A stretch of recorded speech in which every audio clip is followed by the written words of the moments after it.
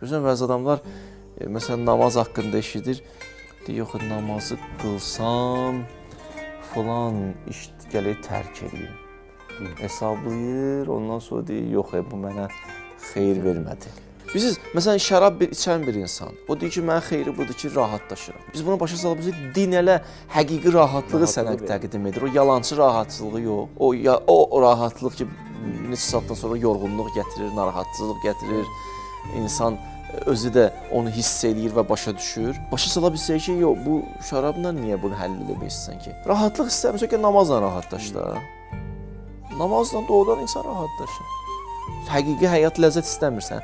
Yəni, istəyirəm deyim, insanın içində xeyir axtarışı var, mənfəət axtarışı var. Hətta Quranın bir ayə deyibsə, Lə yəsəmul insan min duail xeyr, yazmışam ayəni.